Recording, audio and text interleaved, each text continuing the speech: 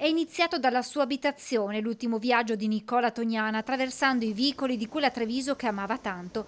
Accanto a lui la moglie Maria Paola, i figli Gaia, Mattia e Filippo e i nipoti stretti in un abbraccio come a sostenersi l'uno all'altra, e poi gli amici e i dipendenti, in mano una rosa rossa.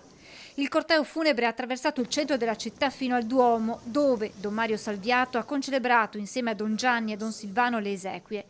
In cattedrale molta gente comune e poi numerosi rappresentanti del mondo imprenditoriale veneto e trevigiano. La presidente di Confindustria Veneto Est, Paola Carron, Mario Moretti Polegato e Andrea Tomat, l'amico Luigi Brugnaro, il presidente della Camera di Commercio di Belluno Treviso, Mario Pozza, e ancora Remo Mosole, e poi gli ex vertici degli industriali trevigiani, da Maria Cristina Piovesana ad Alessandro Vardanega, Giuseppe Milan, e naturalmente il sindaco Mario Conte e l'assessore Vettoretti. Durante l'omelia Don Salviato si è rivolto a chi ha condiviso tratte di strada con Tognana. La stima, ha detto nei suoi riguardi, l'apprezzamento per ciò che è stato sono sentimenti che abbiamo tutti nell'animo, riconoscenza e gratitudine perché Nicola ha lasciato un segno, prima di tutto nella sua famiglia, che lo ha sempre sostenuto, e poi il segno lasciato in tante persone con cui ha condiviso una parte della sua vita.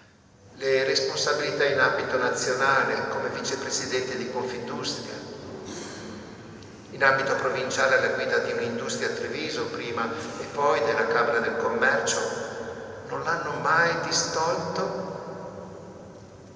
dal fatto di essere una persona capace di umanità, di dialogo, di collaborazione. È stato un segno anche per Treviso, una città che ha amato, ha detto Don Mario. Da imprenditore ha cercato di agire sempre per il suo sviluppo, tutto questo, fino ad entrare in un'altra pagina imprevista della sua vita, in cui ha dovuto affrontare una malattia che lo ha debilitato, malattia che ha affrontato con dignità. Lui che veniva dal mondo delle fornaci, della produzione di materiale per l'edilizia, per costruire le case degli uomini, case che durino, ahimè.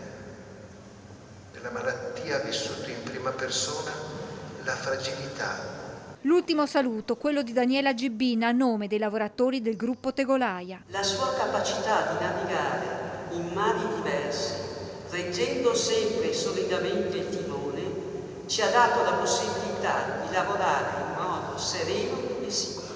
Uomo ironico, curioso ed attento all'ascolto, che aveva dentro di sé bontà ed onestà. Un imprenditore lungimirante, che il passaggio da questa terra le sia lieto, caro Don